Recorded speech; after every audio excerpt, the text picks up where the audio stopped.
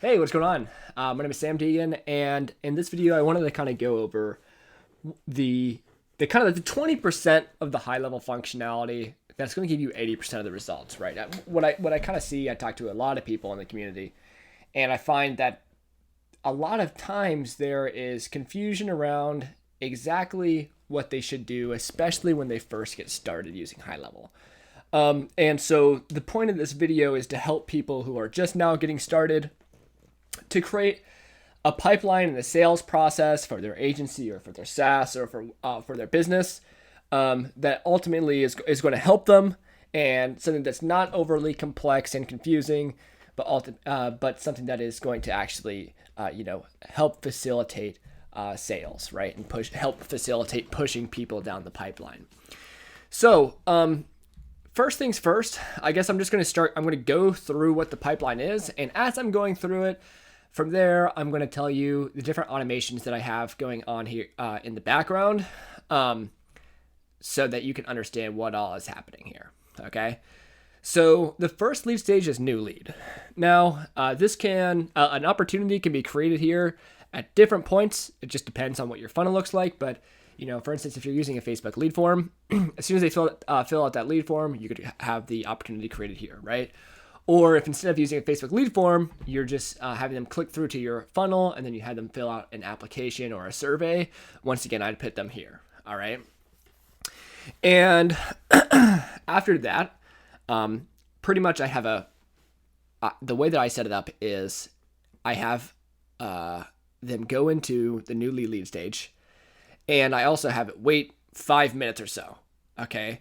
And then after the 5-minute period, it will go ahead and add this lead to a lead nurture sequence. Now you're going to understand why I do that here in a second. So typically after you go ahead and have somebody come in and fill out their application or survey or the lead form, you want to get them to actually book an appointment. So the idea is if they were to book an appointment after filling out that application or survey and lead form, we would go ahead and we'll have a remove step as the first step of the confirmation reminder sequence, right? So if they do go through the funnel and end up booking the appointment, it will remove them from the lead nurture sequence within the 5-minute period of time before the lead nurture sequence starts to kind of kick in. All right. Now let's say that they do not book an appointment. So they do get added to the lead nurture sequence. What I usually do is I set up a workflow so that if they reply to that sequence, it will move it to the replied lead stage, right? At that point, I will have my sales guy or my ISA or whatever go ahead and push them to book an appointment and try to schedule with them right there manually. Okay. Now, at the point to which they actually do book an appointment, as I said before, it's going to remove them from the lead nurture sequence, and then it's going to send them a confirmation for their appointment and then reminders. Okay. Now, when it comes to reminders, I usually do 1 day before, maybe 4 hours before, and then 1 hour before, or sometimes I'll even do 1 day before, 2 hours before, and then 15 minutes prior. So that's really subjective. It just depends on whatever you want to do, right? There's no right way to do that, no right or wrong way, as long as the person's notified. The next thing would be appointment no-show. So they don't show up. All right. So the appointment status has been marked as no-show. I will then go ahead and as soon as they are, I will have either if they cancel or if they no-show, they're going into the appointment no-show lead stage. Okay. So as the trigger for the workflow, I have it as either the appointment status being set to canceled or no-show. I then will go ahead and remove it from the appointment confirmation and reminders workflow, because if they had canceled, right, they may have canceled prior to the final reminder going out, right? So I want them to not receive any reminders. So the first step of the no-show sequence or / canceled sequence, right, is them being removed from the appointment confirmation and reminders workflow. Now, after that, I go ahead and I'll send a message saying, hey, looks like you couldn't make it to the appointment today. Is everything okay? When would be a good time to reschedule? All right. And I might even send an internal notification if it was canceled to the sales rep so that they can be hands-on with trying to go ahead and reschedule. All right. Now, if they do not respond to that first message in the workflow, trying to get them to reschedule, it will send another message, an hour or two later. Now, after that, I have it I have it go to a wait step. They'll wait for 24 hours to see if they rescheduled. And if they did not, it will go ahead and it will re-add it back to the lead nurture sequence right where it left off prior to them booking an appointment. Okay. So let's say that you have a 5 email lead nurture sequence. Let's say that you have an 8 email lead nurture sequence, and the last email they received was 5 before they booked. It will pick up right from there, and they will get the remaining emails, right? So they're not getting any repeats. And the reason for that is because the lead nurture sequence, in essence, is supposed to be something that pushes people to book an appointment, right? So if my lead nurture sequence consists of case studies, right, or other calls to action, I want them to be receiving that in the background as well, just generally pushing them to go ahead and rebook that appointment, right? But in the meantime, I think that it also makes sense to have your sales guy just go ahead and try to give them a call a few times and reschedule them there as well.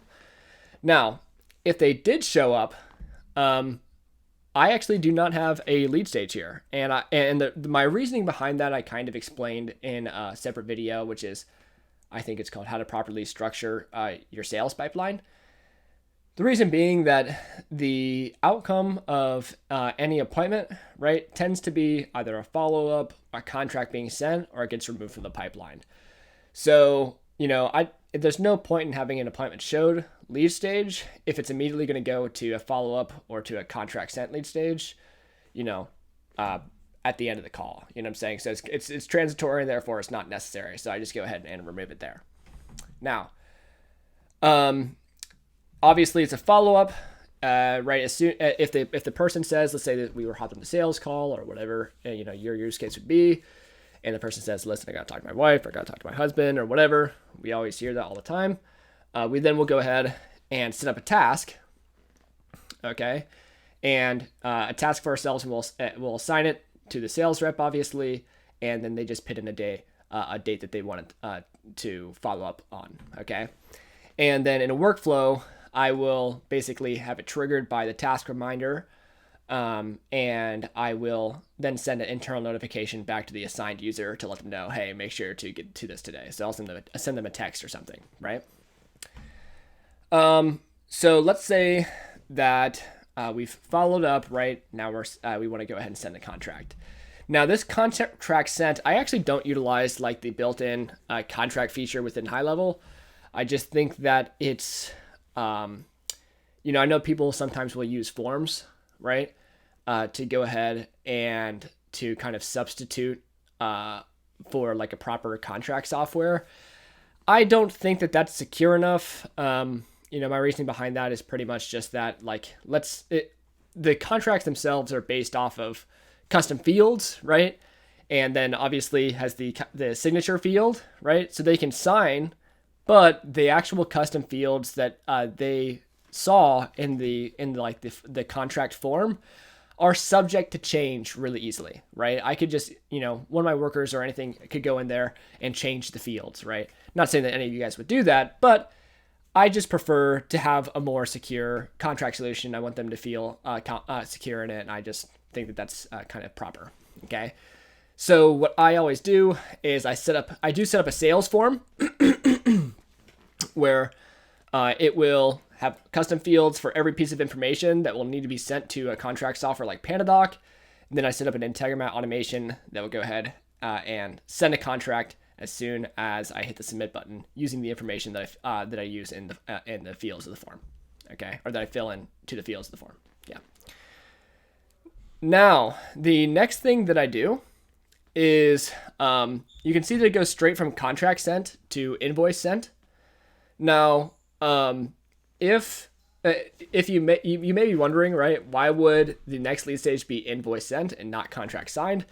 And that's because typically in my flow, as soon as a contract is signed, I have an invoice automatically sent. Now, you may be wondering, okay, well, where is this invoice at? Well, there's multiple different options here, right? Obviously, you could have like, an Integromat automation or something that is hooked into Xero, right? And it sends an invoice at the time of the contract being signed, right? That's an option. But another option, and another thing to consider, is the fact that you can kind of send invoices in high level, all right? Now, if you have gone to the workflows, right, you'll see that there is no place where you can just automatically send an invoice using the invoice feature, right? But what you can do is you can create a funnel page that actually has like a checkout like option, right, in an order form. And you can just have them enter their credit card information right there and take the payment. And so what you can do is as soon as they sign the contract, you can have that trigger a workflow within high level, which then goes ahead and sends them a link to that order form page. All right. And then the next thing would be one. And so you could basically have it so that as soon as the order form is actually filled, it goes ahead and it moves the opportunity to one, right? So you have actually closed the deal. So with that being said, I feel like that was thorough. If you do have any questions, please feel free to let me know. I would love to answer anything that you guys have to throw at me. I think that this is a pretty solid way to do it. And it doesn't utilize every single feature of high level, but I do feel like people have a tendency to overcomplicate it. Really, for 99% of people, they just need the 20% of the functionality, as I said before, that will be able to provide 80% of the results. So with that being said, I think we're done here. Once again, if you guys have any questions, please feel free to let me know.